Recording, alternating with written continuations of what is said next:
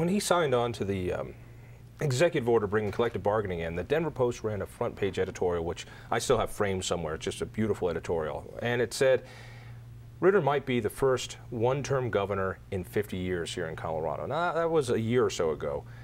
Is that possible? I know we're jumping ahead 2 years, and that's a lifetime in politics. Anything's possible. I still think it will have more to do, if that becomes the case, that Bill Ritter gets voted out of office, and I would not bet that by any standard. I think it will have more to do with the national tenor. If this becomes an off-year election, like some off years, Democrats are now in the White House in charge of Congress, and if this becomes a typical off year, a la 1994, 2 years into the Clinton term, where people are voting for Republicans in droves, then Ritter could become vulnerable. I still think Colorado is a state that tends to fall in love with its governors and reelect them easily. Ritter strikes me as a very lovable guy. People like the guy inherently. Like what Dan Haley wrote in his editorial, said every description begins with, he's a heck of a nice guy. Exactly. I think the buts are that Bill Ritter has chosen to spend political capital, which is, as you know, a precious commodity. He's chosen to spend it in probably some questionable ways. His first big expenditure of capital, in my mind, was on the mill levy freeze, which is still tied up in court, and in an era of declining assessments, declining property values, you know, how much value is it anyway over the short term in terms of new revenues to government? Then there's the executive order on collective bargaining, which clearly, I think, had political repercussions beyond what Bill Ritter or his people anticipated. And then there was the severance tax fight this past fall, which may well have been the right fight for Bill Ritter to pick, but he still doesn't have anything to show for it. So I think the question is, you know, he's only halfway into this term. The re-election, that book is still to be written. But this third year, it's his last year before he's in full-blown campaign mode, this third year is pretty important. You know, if I had a dime for every time I heard new energy economy, instead of really what he's describing, which is corporate welfare for energy companies, so far, what if you're on the Democratic side, what are you going to put up there as the big success for Bill Ritter? Well, I think he certainly can speak to the energy jobs that have been created. Again, as he's in his third year, he has time to fulfill some of the promises that he's put forth, and but energy is right now is the place where he can point to some significant successes. Let's call it what it is. But he has some opportunities. When you give Vestas $5 million to come here and make windmills, it's corporate welfare. If you gave that money to Exxon to poke holes in the ground, people would be screaming corporate welfare. So the tenor of it's wonderful. I'll give him that part. He's also increased the renewable mandate by 100% to what is perhaps an unreachable level of 20% renewables, and that's going to start kicking in just as our economy starts going bad as well. He doesn't seem to have that connection that I think previous governors had, and let me use the word decisiveness. Now, I was not a Roy Romer fan, but Roy Romer was an executive. He knew how to run a ship. Bill Owens and I had fistfights over issues, and when he said, of course, you know, he went at it.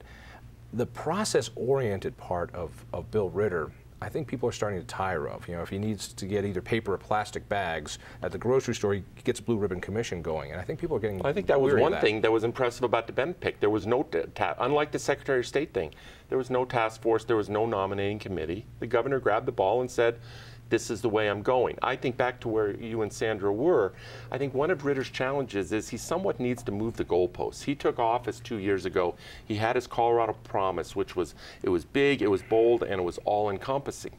And then he takes office and gasoline starts spiking to $4 a gallon, and then obviously this September the financial markets melt down, and there's no appetite for any of this, and there's certainly no money to spend on any of this.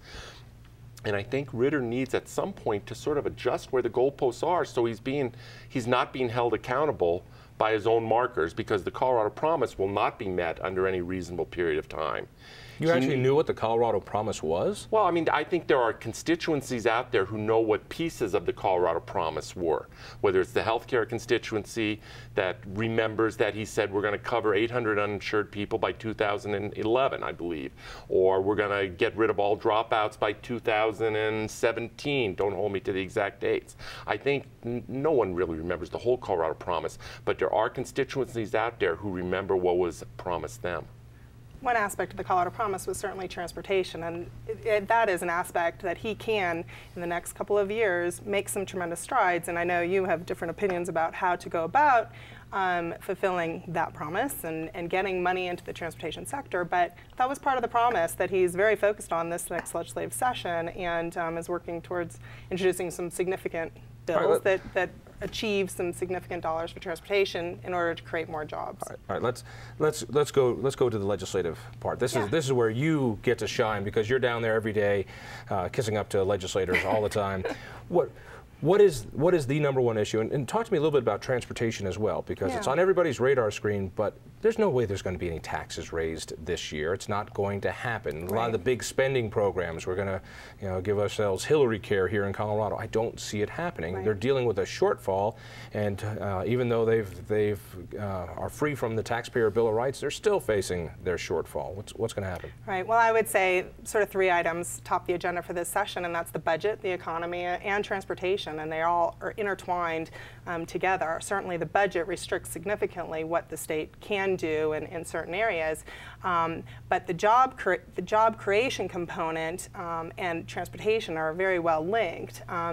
I agree with you. A tax increase for transportation is just not on the table for this year, and may not be for the foreseeable future to address the needs. But there will be conversations about bonding and leveraging existing resources, and discussion about potential fee increases as well, which some would argue need to go to a vote. Some would argue are in the purview of the legislature to increase. The Constitution says if you raise taxes or you go into debt, you have to ask for a vote. And the ways around that is to use something called COPs, certificates of participation. Instead of bonding, it's the same thing, or to do fee increases. In the last few years, we've seen tens of millions of dollars in new fee increases, from court fees to any other fee. Is tolling on the table?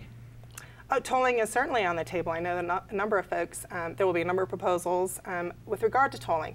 Tolling, however, is an existing mechanism that can be used by the state. There's very little additional authority that's necessary to do tolling. It's really a question of actually pulling the trigger to actually implement tolling. Taking the spine to say, we're going to toll these roads, and that's the way we're going to do it. The budget, the budget, the budget. Well, that was going to be my line. I mean, Sandra had her 3 items that top the agenda. I think there are 3 as well. Number 1's budget, 2's budget, and 3 is budget. I just think that there's a real fiscal crisis here, downturn. It is not unique to Colorado. Colorado might be somewhat more mild than what other governors and other legislatures in other states are having to confront. But I think that is the huge issue. It strikes me with Democrats in the governor's office and Democrats running both houses of the legislature. It's akin, it's akin almost to some African countries in years gone by, where there's huge appetites and no food. And their Democrats think that this is a rare window of opportunity where they hold all the levers of power and they want to do some stuff, and there's just no resources to do it with.